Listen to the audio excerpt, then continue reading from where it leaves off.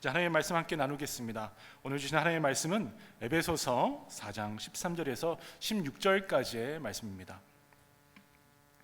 에베소서 4장 13절에서 16절까지의 말씀입니다. 제가 가진 성경으로 신약 313면에 있습니다.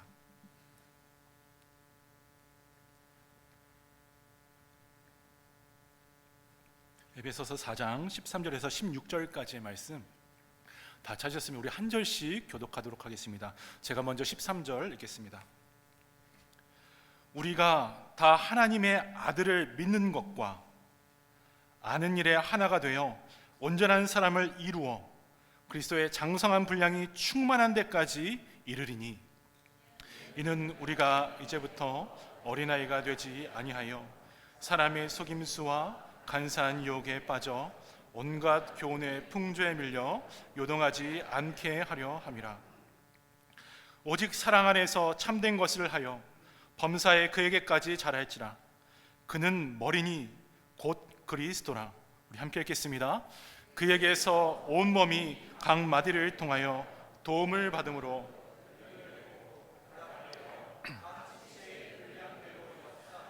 그 몸을 자라게 하며 사랑 안에서 스스로 세우느니라. 아멘. 믿는 것과 아는 일에 하나가 되어 라는 제목으로 오늘 본문의 말씀을 함께 나누고자 합니다. 오늘도 우리 말씀 나누기 전에 옆에 계신 분들께 이렇게 인사를 드리겠습니다. 참 잘 오셨습니다. 참 잘 오셨습니다. 네. 한 번 더 인사하겠습니다. 하나님의 사랑을 듬뿍 받으시기 바랍니다. 하나님의 사랑을 듬뿍 받으시기 바랍니다. 네. 네. 나이가 지긋하게 든 한 농부가 있었습니다. 그런데 이 농부는 수십 년 동안 경마장을 출입했다고 합니다. 돈을 건 경주마가 우승만 하기만 하면 돈방석에 앉을 수가 있을 것 같았었는데 단 한 번을 제대로 맞추질 못하셨습니다. 그러면서 매번 돈만 잃었습니다. 그러던 어느 날 선택한 경주마가 드디어 1등으로 들어온 것입니다. 당시 상금은 자그마치 2억 달러. 주최 측에서는 당첨금을 지급하기 전 먼저 당첨자에 대한 조사를 했습니다. 조사 결과 그가 찢어지게 가난한 노년의 농부라는 사실이 밝혀졌습니다. 가난하고 나이가 많은 이 농부에게 2억 달러라는 어마어마한 금액을 건네주면 혹시 심장마비로 죽지는 않을까 염려가 됐습니다. 그래서 지혜를 발휘해서 농부를 대신해 그가 살고 있던 마을의 목사님을 통해 상금을 전달하기로 합니다. 이 부탁을 받고 목사님은 농부에게 이렇게 묻습니다. 이번에도 경마를 하셨다고 들었습니다.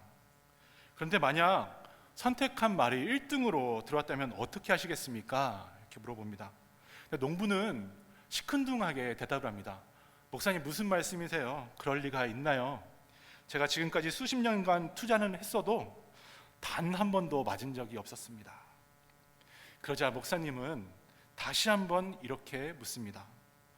혹시라도 정말 당첨이 되어서 2억 달러가 당신 손에 쥐어지게 된다면 어떻게 하겠습니까? 농부는 잠깐 생각하더니 만일 2억 달러가 당첨이 되면 그중 1억 달러는 목사님께 드리겠습니다. 이렇게 말했습니다.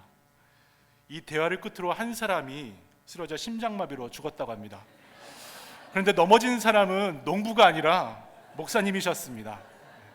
뜻밖의 횡재에 충격을 받으신 것이죠. 그렇습니다. 누구나 삶을 거는 대상은 있습니다. 어떤 분은 사업에 인생을 걸고 어떤 이는 공부에 인생을 겁니다. 또 어떤 사람은 불확실한 확률에 인생을 걸기도 합니다. 그런데 이런 것들이 진정으로 행복한 삶을 보장해 줄까요? 결코 그렇지가 않습니다. 이것들은 땅의 현상일 뿐입니다. 얼핏 보면 좋은 것 같지만 그 결과가 허망할 때가 너무나 많이 있습니다. 이처럼 불확실하고 가변적인 세상 것에 나의 인생을 걸면 목사님처럼 누구라도 위험한 것입니다. 언제 그것이 나를 떠나갈지 모르기 때문입니다. 전생애를 걸어도 아깝지 않은 대상, 일평생을 걸어도 안전한 대상, 현재의 삶뿐만 아니라 미래와 영원한 삶까지도 책임질 수 있는 대상에 우리의 귀중한 삶을 걸어야만 삶이 안전하고 풍성해집니다. 그렇다면 우리의 소중하고 귀한 인생을 다 걸어도 좋은 대상은 과연 무엇입니까? 그것은 바로 예수 그리스도와 바로 십자가의 복음인 줄 믿습니다. 왜 그렇습니까? 왜 그렇습니까? 바로 예수 그리스도 안에 우리가 추구하는 모든 것들이 다 담겨져 있기 때문입니다. 예수님 안에 생명이 있고 십자가 복음 안에 우리가 살 길, 걸어가야 할 길이 들어 있습니다. 그러므로 정말 우리 생애가 하나님 안에서 값지고 아름다워지기를 원한다면 복의 근원 되신 예수 그리스도를 만나 그분께 우리의 인생을 걸어야 하는 것입니다. 이처럼 복음의 삶을 걸고 달려갈 때에 우리의 삶이 흔들리지 않고 값진 열매를 남길 수가 있습니다. 그렇다면 이런 것들을 남기기 위해 우리에게 필요한 것은 무엇일까요? 성경은 다른 것이 아닌 주의 말씀에 대한 믿음과 그리고 순종의 행함이 필요하다고 말씀하고 있습니다. 하나님의 아들 독생자 예수 그리스도를 믿는 것과 그가 행한 일을 인정하고 따르는 삶을 말합니다. 사도 바울은 이러한 자들을 그리스도의 장성한 분량에까지 이른 성도, 하나님의 자녀라고 말하고 있습니다. 함께 말씀을 나눌 때에 세상의 것들 다 십자가에 내려놓고 예수님 한 분으로 충만하게 되는 은혜가 우리 예배 가운데 있기를 축복합니다. 신앙생활을 하면서요, 가장 큰 특성 중 하나가 바로 믿음의 성숙입니다.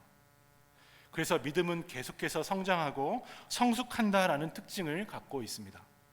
때문에 자라나지 않는 신앙의 모습을 볼 때 어찌 보면 예수님을 향한 참된 믿음이라 할 수가 없습니다.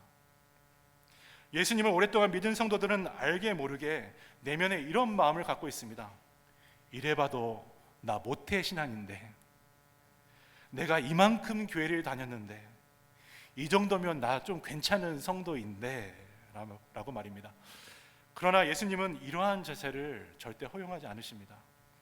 10년, 30년, 설령 평생이라는 신앙의 기간이 있었다 할지라도 믿음의 성숙이 없다면 그 기간은 사실상 큰 의미가 없다고 주님은 말씀하고 계십니다. 성도에게 주어진 최고의 축복은 보내신 바로 이 자리, 이 땅에서 예수님처럼 성숙하게 살아가며 주어진 자기 십자가를 지고 하나님 나라를 이루어가는 순종의 삶이 되어야 하기 때문입니다.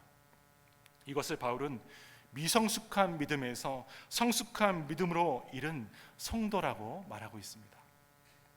일반적으로 사람의 신체적 성장은 20세가 되면 거의 끝납니다. 정신적이고 또 정서적인 성장도 40세 정도가 되면 종결된다고 합니다. 이에 아브라함 링컨은 40이 되면 자기 얼굴에 책임을 져야 한다라고까지도 말했습니다. 다른 말로 그쯤 되면, 그 나이 정도 되면 더 이상의 정신적인 변화와 성숙은 멈춘다는 것이고, 40이 되었는데도 자기 얼굴에 책임을 지지 못하면 더 많은 생을 살아도 큰 변화를 기대할 수 없다는 말이기도 합니다. 하지만 우리의 영혼은 다릅니다. 영혼은 마지막 주님을 만나는 그날까지 계속 성숙하게 됩니다. 예수 그리스도를 닮아가는 것이 성도의 삶이자 목표가 되는 것입니다. 그러므로 우리의 신앙의 성장에는 끝이란 없고 예수님을 배우고 따르는 것에 성도의 즐거움이 있습니다. 이를 통해 작은 예수가 되어서 장성한 그리스도의 분량까지 성숙함으로 변해가는 모습으로 함께 기뻐하고 함께 감사하는 것, 바로 우리 비전교회가 감당해야 할 사명과 소명인 줄 믿습니다. 바로 이런 성숙을 향해 나아가는 교회, 성숙을 향해 나아가는 성도들에게 바울은 오늘 말씀하고 있습니다. 14절 말씀입니다. 이는 우리가 이제부터 어린아이가 되지 아니하여 사람의 속임수와 간사한 유혹에 빠져 온갖 교훈의 풍조에 밀려 요동하지 않게 하려 함이라. 여기서 말하는 어린아이란 무엇을 뜻할까요? 바로 미성숙한 자를 말하고 있습니다. 성장하지 못한 자, 곧 성숙하지 못한 자입니다. 여기 계신 대부분의 우리 성도님들 어린 자녀 또 손주까지도 키우셨을 것 같습니다. 근데 우리 자녀들 보면요, 얼마나 예쁩니까? 얼마나 순수합니까? 그런데 동시에 이런 생각 들지 않으신가요? 얘가 언제 과연 클까? 얘가 언제 좀 철 좀 들까라고 말입니다. 왜 그럴까요? 바로 부모님들이 생각하고 그리고 부모님들이 판단할 정도의 기준을 채우지 못하고 있기 때문입니다. 아직 우리 자녀들이 완전한 인생으로 나가지 못하고 있기 때문입니다. 덩치는 이만큼 자라서 성인의 모습을 가졌지만 스스로 할 수 없는 사람을 가리켜 우리는 마마보이라고 말합니다. 사실 이렇게 된 것에는 부모의 잘못된 교육 때문이라고 하는데, 미국에서는 이런 부모들을 컬링 페런츠라고 합니다.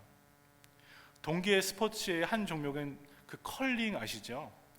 약 30cm 정도의 크기에 20kg 정도의 무게를 갖는 그 원형의 물체를 이 빙판 위에 미끄러뜨리면 그 물체 앞에서 빗자루 같은 걸로 막 사람들이 쓸면 여러 명의 선수들이 빙판을 다 닦고 목적지에 도달할 수 있게 하는 경기입니다. 이처럼 자녀 앞길을 닦아주고 혹여 장애물이라도 생기진 않을까 노심초사하며 그 앞을 보호하려는 모습이 오늘날 부모와 자녀 사이 같다는 말입니다.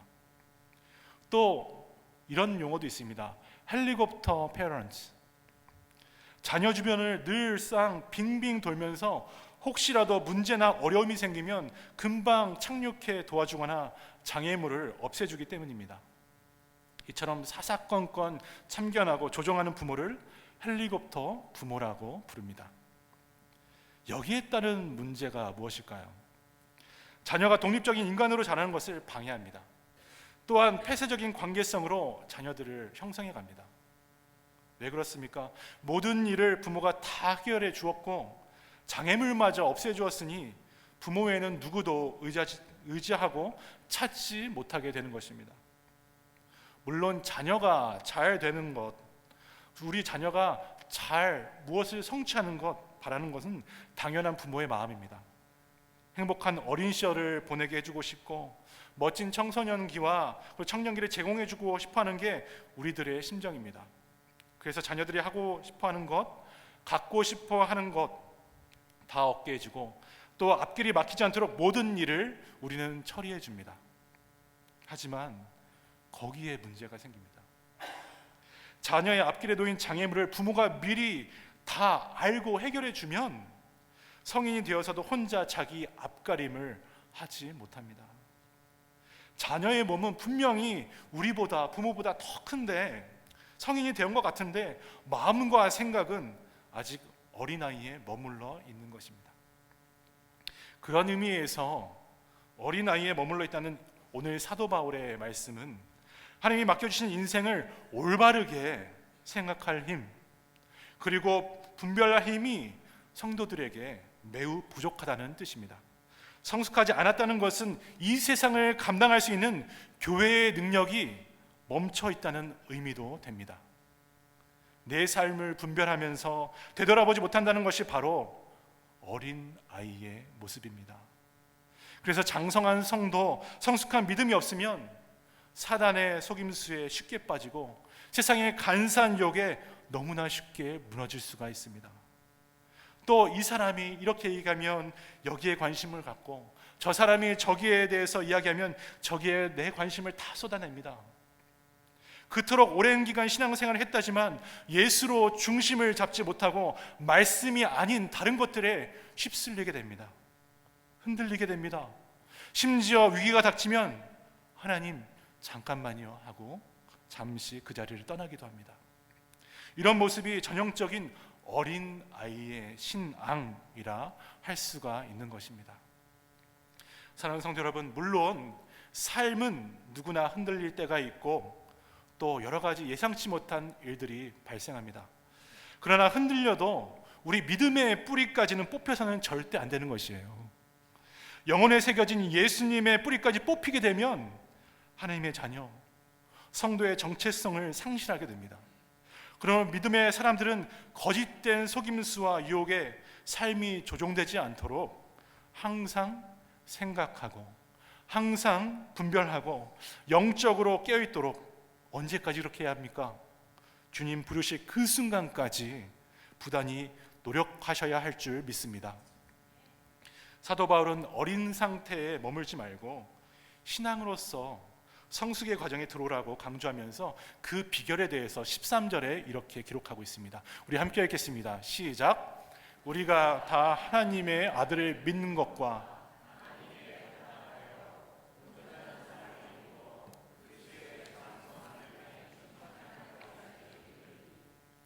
즉 두 번째 하나님의 아들을 믿는 것과 그것을 아는 일에 하나가 되게 하라는 말씀입니다. 그러면 우리 믿음은 그리스도의 장성한 분량까지 온전하게 자랄 수 있다고 성경은 약속하고 있습니다. 여러분, 지금 이 자리에서 함께 다 같이 예배를 드리고 있지만 우리가 믿고 있는 것을 제대로 알지 못하면, 그리고 그냥 앉아 계시다면 어쩌면 믿는 것이 아닙니다. 열심히 믿어야 된다고 생각하는 것은 좋지만 그 열심에 함정이 있을 수도 있습니다. 믿음은 이 땅의 지식이 아니기 때문에 무엇보다 예수님이 없는 열심은 다 헛된 것이 됩니다. 열심보다 그래서 중요한 것은 무엇을 어떻게 알고 믿느냐입니다. 당시 에베소 교회는, 그 주위에는 이단이 너무나 많이 있었습니다. 특별히 세계 패권을 잡은 헬라 문화는 언제나 신앙과 이 이성은 충돌되는 것으로 이해했습니다. 믿음과 알미 서로 갈등을 일으킨다고 했습니다. 믿고 아는 것인가? 아니면 알고 믿는 것인가? 알이 먼저인가? 닭이 먼저인가? 닭이 먼저인가? 알이 먼저인가? 같은 이런 딜레마는 그만큼 예수님에 대한 거짓된 교훈들을 자꾸 만들어냈습니다. 요한계시록에서도 주님은 에베소 교회를 책망할 때에 거짓 교사들에게 이리저리 휩쓸렸기 때문이라고 하셨듯이, 그래서 바울은 오늘 성도들과 교회에게 하나님의 아들 예수 그리스도를 아는 지식이 반드시 필요하다라고 말씀하고 있습니다. 오늘날도 신천지, 여호와의 증인 같은 이단들은 넘쳐나고 있습니다. 말씀의 비밀을 가르쳐 준다며 주의 피로 산 교회, 믿음의 공동체가 아닌 다른 장소에서 개인적으로 만나 말씀을 배우자고 합니다. 잘못된 것인데요, 이것을 보고 들으며 흔들리는 성도들이 부주기 수입니다. 그래서 우리 비전교회가 매주 구역 모임을 하는 이유가 여기에 있습니다. 살아계신 예수 그리스도를 세상의 지식으로 받아들이는 것이 아니라 예수님을 우리 인생의 구주시요 삶의 주권자 되심을 분명하게 믿음으로 고백하고 매일매일 알아가기 위해서입니다. 여러분, 예수님께서 알려주신 믿음의 핵심은 먼저 믿으면 알게 된다는 것입니다. 또한 더 알게 되면 더욱 믿게 된다고 하십니다. 믿음과 암, 그리고 신앙과 이성이 충돌하지 않고 상호 보완적인 시너지 관계로 있습니다. 그렇다면 그 중심에는 누가 있습니까? 다른 것이 아니라 바로 예수 그리스도가 계십니다. 하나님과 인간 사이를 묶어내시는 하나님의 아들 예수 그리스도가 그 중심에 계신 것입니다. 그래서 우리 신앙은 예수님을 믿으면서 하나님을 더 깊이 알아갈 수가 있습니다. 예수님을 믿으면서 성령님의 인도하심을 더욱더 깊이 체험할 수가 있습니다. 하나님의 사랑을 깨닫게 되며 예수님이 왜 이 땅에 오셨는지, 왜 십자가 고난의 길을 가셨는지, 왜 죽은 자 가운데서 부활하셔서 우리에게 새 생명을 주셨는지를 우리가 깨닫게 됩니다. 그러므로 예수 그리스도를 내 삶의 중심으로 모시는 것이 우리 신앙이 성숙해지는 첩경이 되는 것입니다. 다메섹에서 부활의 주님을 만난 사도 바울은 다음과 같이 고백했습니다. 빌립보서 3장 12절 말씀 우리 함께 읽겠습니다. 시작. 내가 이미 얻었다 함도 아니요 온전히 이루었다 함도 아니라 오직 내가 그리스도 예수께 잡힌 바 된 그것을 잡으려고 달려가노라. 아멘. 모든 것을 다 갖춘 바울이었습니다. 하지만 자신의 삶이 과정의 삶, 배움의 삶, 앞을 달려나가는 삶이라고 고백합니다. 그리고 그 목적이 예수께 붙잡힌 바 된 삶을 살기 위해 더욱더 나아가 그 삶을 다시 붙잡으려고 달려가겠다라고 고백하고 있습니다. 이는 믿음의 성숙을 향한 영적인 갈망이요, 예수님께 붙잡힌 바 된 삶에서 멈추지 않고 계속해서 전진하는 신앙의 결단의 모습이었습니다. 이와 같이 저와 여러분, 예수 그리스도께 붙잡힘을 받았으므로 우리는 겸손한 심령이 먼저 되어야 합니다. 동시에 예수님이 우리의 삶의 목적이 되시기 때문에 오늘도 하나라도 더 배우고 훈련하는 성도가 되어야 합니다. 이것이 바로 믿음과 아는 일에 하나 된 하나님 자녀의 온전한 삶이 됩니다. 그러므로 여러분들의 모든 만남의 중심에 오직 예수 그리스도 한 분만 있기를 바랍니다.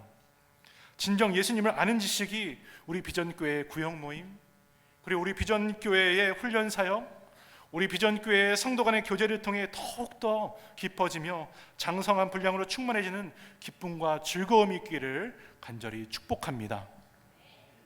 사도 바울은 믿는 것과 그리고 아는 일에 하나가 된 뒤에 에베소 교회와 성도들에게 마지막 세 번째 단계로 넘어가라고 합니다. 그것은 사랑 안에서 참된 것을 행하며 예수 그리스도에게까지 신앙을 세워가는 것이었습니다. 15절 말씀입니다. 오직 사랑 안에서 참된 것을 하여 범사에 그에게까지 자랄지라. 그는 머리니 곧 그리스도라. 여러분, 사랑이란 무엇일까요? 인격과 인격 사이에 일어나는 신비로운 체험이 바로 사랑입니다. 남자와 여자의 사랑 신비롭습니다.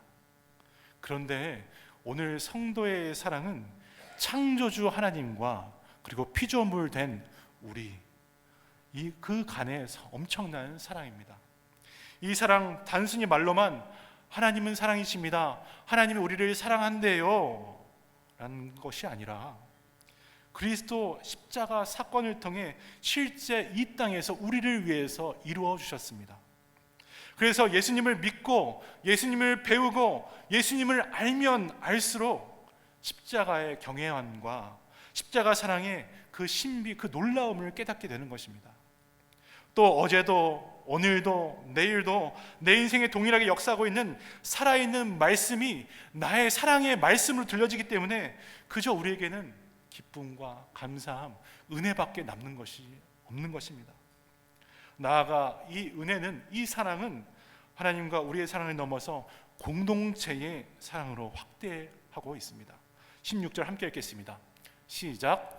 그에게서 온몸이 각 마디를 통하여 도움을 받음으로 연결되고 결합되어 각 지체의 분량대로 역사하여 그 몸을 자라게 하며 사랑 안에서 스스로 세우느니라. 사랑 그 안에서 스스로 세우는 공동체 속으로 들어간다는 것입니다. 그것이 교회요, 믿음의 공동체이며 예수님을 아는 교회요, 하나님을 사랑하는 믿음의 공동체가 됩니다. 몇 년 전에 네팔 선교를 함께 했던 권사님 한 분이 오늘 말씀을 준비하는데 기억에 떠올랐습니다. 현지 네팔 언어는 물론이요, 영어도 잘 하시진 못하셨지만 그 권사님 사랑의 표현만큼은 정말 최고로 많이 하셨던 분이십니다. 그곳에서 사역하는 동안에, 선교 사역하는 동안에 다니엘이라는 젊은 네팔 현지 목사님이 헌신적으로 도와주고 계셨습니다. 그래서 저희 선교팀은 매번 다니엘 help me라고 하면서 하루에도 수백 번 마치 우리가 고용한 사람인 양처럼 목사님을 찾고 불렀습니다. 그런데 이 권사님께서는 다니엘을 목사님이라고 그냥 한국말로 주구장창 부르신 것입니다. 정확히 말하면 권사님께서 목사라는 그 영어의 단어 패스터를 입에 붙이기가 불편하셨던 것이에요. 다니엘 목사님은 나이가 지극한 여자분이 자기가 알아듣지 못하는 이상한 말로 자신을 계속해서 부르는 것에 기분도 조금 상하고 자신을 깔보는 것 같아서 시간이 조금 지난 후에 저에게 찾아와서 이렇게 묻습니다. 목사님 하며 자꾸 저를 부르는데 이게 무슨 말이냐고 저에게 물어봤습니다. 그래서 제가 목사님이라고 들었습니까? 그런데 그 목사님이란 말은 영어로 패스터입니다라고 이야기해드렸습니다. 다음날 이 젊은 목사님, 다니엘 목사님의 입에는 그 전과 다르게 콧노래가 계속해서 나오고 있었습니다. 권사님의 목사님 이거 도와주세요. 목사님 이거 해주세요. 이 말 한마디가 그 젊은 목사님에게 힘과 용기를 북돋워 주은 것입니다. 권사님은 멋지게 영어를 구사한 분은 아니셨지만 자신의 불편하고 약한 점을 인정하고 그 자체로 그것을 가지고 섬기고 사랑하면서 상대를 세워줄 줄 아신 분이셨습니다. 사랑하는 여러분, 어떻게 보면 세상에서 가장 연약하고 볼품없는 사람들이 모인 것이 교회일런지 모릅니다. 하지만 그 연약함조차 예수님을 사랑하는 그 안에서 해석되고 직접 행할 때에 강하고 든든한 믿음의 공동체로 함께 세워지는 것입니다. 때로 우리는 너무 완벽하고 완전한 개인으로 십자가 앞에 서가려 할 때가 너무나 많이 있습니다. 하지만 우리 하나님은 지금도 하나님을 믿고 찾는 어떠한 자들도 사랑으로 품으시며 함께 행함으로 주의 몸된 교회를 세워가도록 믿음의 여정을 걷게 하십니다. 그래서 하나님은 저와 여러분을 예수님 한 분 안에 한 몸으로 부르셨습니다. 따라서 특정한 몇 사람에게 집중하는 것이 아니라 모든 성도의 성장과 성숙에 우리는 늘 관심을 가져야 하는데, 이는 모든 성도가 그리스도와 연합해 서로 사랑할 때 가능하다는 것을 반드시 기억하시기 바랍니다. 우리 각자에게 주어진 사명을 잘 감당하는 동시에 서로가 성장하도록 격려하며 돕는 성숙한 공동체, 올해 교회 표처럼 마음을 함께하는 우리 비전교회, 믿음의 비전교회 되기를 간절히 바랍니다. 말씀을 맺겠습니다. 사랑하는 여러분, 우리는 예수님을 오늘 어떻게 믿고 있습니까? 그저 주일에 교회에 와서 예배드리는 신앙으로 만족하면서 살고 있지는 않습니까? 혹시 인격적인 하나님과 만남, 옛사람을 죽었다 새롭게 일으키신 그 세례의 감격조차 잊어버린 채 살아가고 있지는 않으십니까? 믿음은 하나님께서 성도에게 주신 축복입니다. 이 축복의 역동성을 우리가 기대한다면 우리는 다시 이 믿음의 자리에서 주님을 알아가는 자리로 나가야 합니다. 예수님을 바르게 알고 있는지, 주님이 나와 내 가정에 무슨 말씀을 하셨는지, 어떻게 사람을 대하시며 사랑으로 그들을 돌보셨는지, 복음을 통해 오늘 우리 공동체에 역사하시는 하나님의 뜻이 무엇인지를 바로 알고 훈련하며 믿음을 더욱 단단하게 해야 하는 것입니다. 그러면 우리는 다시 한번 이렇게 고백할 것입니다. 아, 예수님 속에 하나님이 계셨구나. 예수님의 말씀이 하나님의 말씀이었구나. 예수님의 사랑이 나에게 다가오는 하나님의 사랑이었구나. 그래서 예수님의 십자가 고난과 부활이 나의 생명이 되는구나.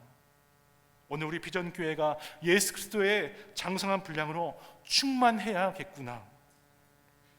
우리의 소중하고 귀중한 인생을 예수님께 던지는 고백이 있는 우리 모두가 되기를 소망합니다.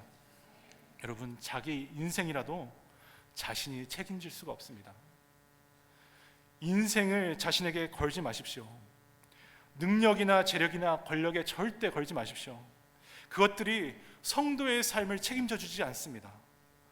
의사도, 정치가도, 사업가도 바로 나의 인생을 책임져 줄 수가 없습니다.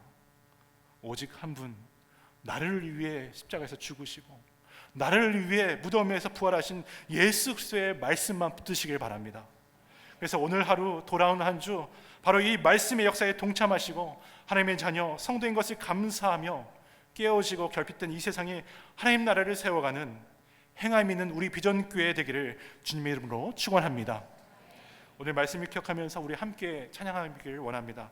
말씀 앞에서라는 찬양입니다. 함께 찬양하시겠습니다.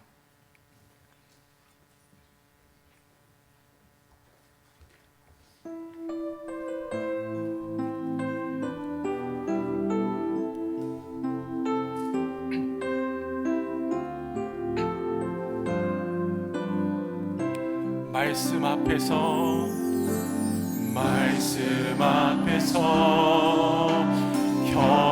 경외함으로 주께 홀로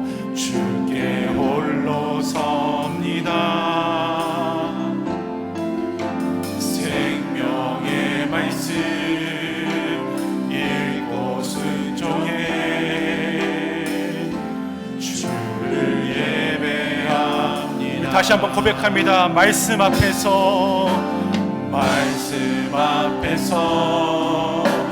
경외함으로 주께 홀로 섭니다.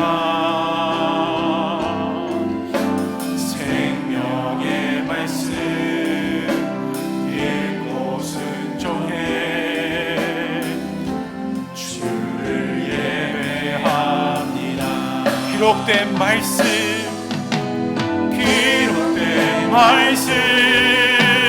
힘이 있어서 진리로 우리 거룩해 하며 거룩한 말씀 세세 영원히 복음이 되어 말씀하시네.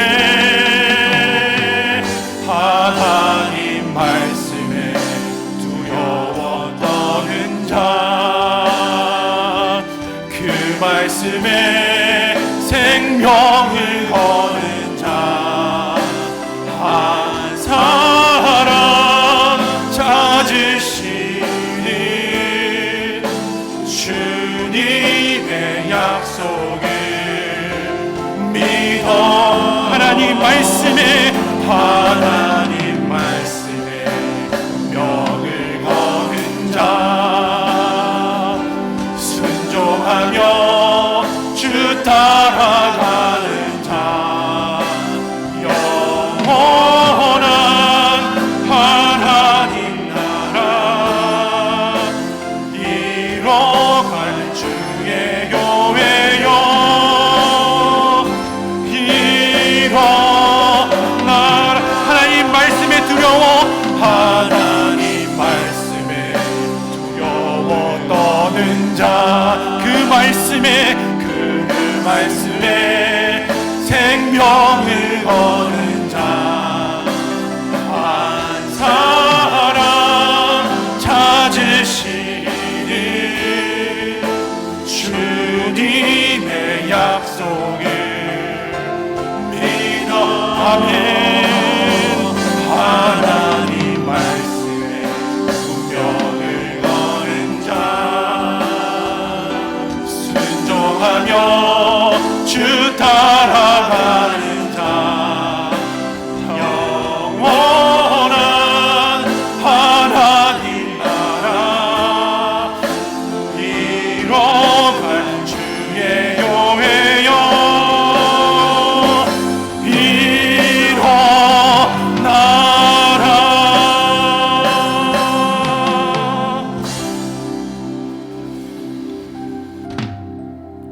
그렇습니다. 사랑하는 성도 여러분, 오늘 우리에게 주신 하나님의 말씀, 또 우리가 부른 이 찬양,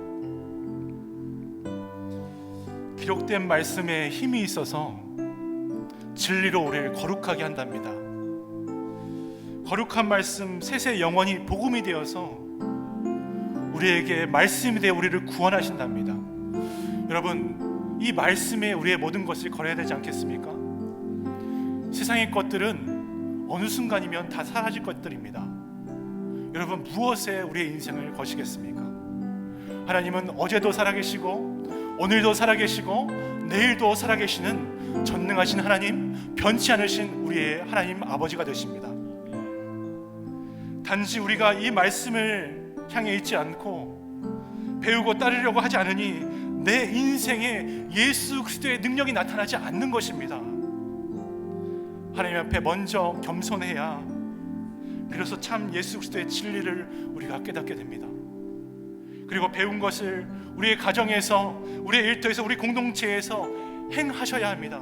그때 하나님 나라가 우리를 통해서 이루어질 줄 믿습니다.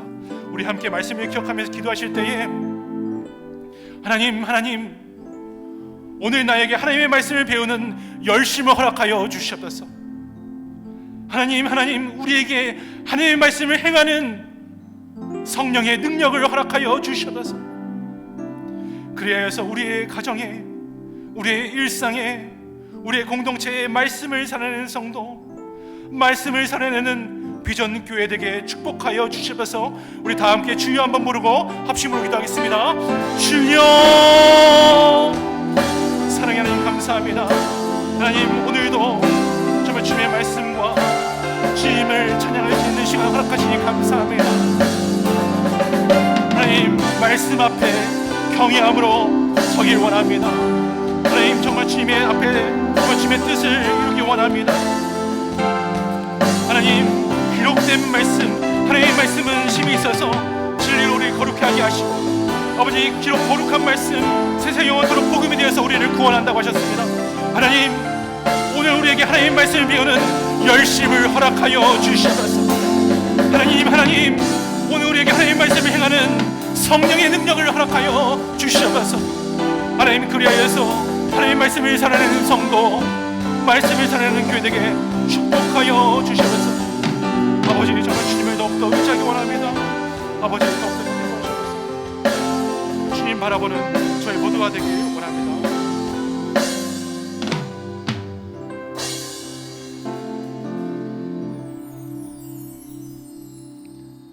사랑과 은혜의 하나님 참 감사합니다.